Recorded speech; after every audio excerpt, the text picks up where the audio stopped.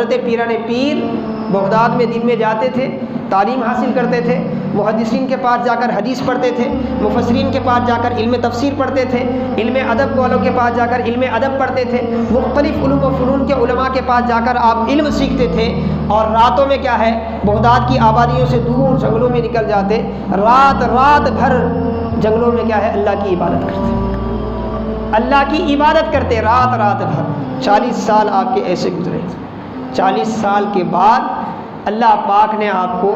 لوگوں کے رشد و ہدایت کے لیے بغداد پر بٹھایا، اور بغداد میں آپ آئے اور اپنے استاد محترم، اپنے مرشد محترم کے مدرسے میں آپ پڑھانا شروع کیا۔ وہیں آپ نے وعظ کہنا شروع کیا۔ پہلے جب آپ وعظ کہتے تو من جانب اللہ آپ کی حالت آپ فرماتے ہیں ایسا تھا کہ مجھ پر علوم و فنون ایسے کھل جاتے تھے کہ بولے بغیر کوئی چارہ نہیں تھا، میں بولنا شروع کر دیا۔ پہلے 1 2 3 4 یہاں تک کہ کیا ہے سارے کے سارے اتنے لوگ آنا شروع ہو گئے کہ مدرسہ بھرنا شروع ہو گیا۔ پھر آپ وہاں سے چلے اٹھے، مدرسہ ناکافی ہو رہا تھا، شہر کی جامعہ مسجد میں آپ نے خطاب شروع کیا، اور 3 دن آپ ہفتے میں 3 دن خطاب فرماتے تھے، ایک جمعہ کے دن،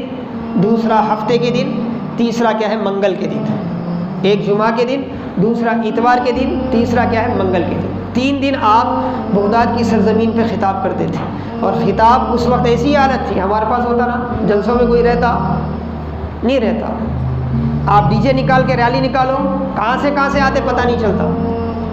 وہی آپ دین کے معاملے میں کوئی جلسہ نہیں، اگر ہے بھی تو آپ جلسے میں بڑی مشکل سے ہماری مائیں رہتی، اللہ اچھا رکھو انہیں، مگر مرد حضرات تو نوجوان تو بالکل نہیں رہتے۔ ایسے ماحول میں پیران پیر کو اللہ نے بلوایا،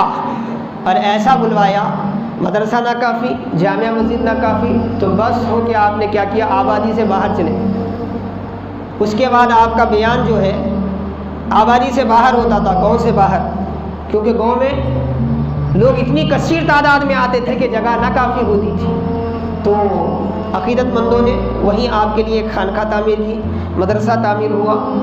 اور وہی خانقاہ مدرسہ آج حضرت کی آرام گاہ ہے۔ آج تو وہ آبادی کا سینٹر ہے، بغداد کی جان ہے آج، لیکن اس زمانے میں آبادی کا باہر کا حصہ تھا۔ جب حضرت پیران پیر رضی اللہ عنہ خطاب فرماتے تھے تو ایک تقریر میں اس زمانے میں 70 ہزار لوگ ہوتے تھے، بڑے بڑے علماء رہتے تھے اس آپ کی مجلس تقریر میں، اور کئی رائٹرز منشی جو ہوتے ہیں رائٹر 400 سے 500 رائٹر کیا ہے آپ کا بیان لکھنے بیٹھتے تھے، اور بیان کی کیفیت ایسی ہوتی تھی کہ ہزاروں غیر مسلم شریک ہوتے تھے، عیسائی آتے تھے، یہودی آتے تھے، اور یہ بدعقیدہ جو معتزلہ تھے وہ آتے تھے، باطنی آتے تھے، اور بڑے بڑے گناہ گار آتے تھے، ڈاکو آپ کی محفل میں آتے تھے، چور آپ کی محفل میں آتے تھے، مگر آپ کی محفل میں آنے کے بعد، آپ کا خطاب سننے کے بعد اللہ اتنا کرم کرتا، جاتے جاتے آپ کے ہاتھ پر سچی توبہ کر کے جاتے تھے، جاتے جاتے آپ کے ہاتھ پر سچی توبہ کر کے جاتے تھے۔ لاکھوں لوگ حضرت پیران پیر رضی اللہ تعالیٰ عنہ کے دست مبارک پر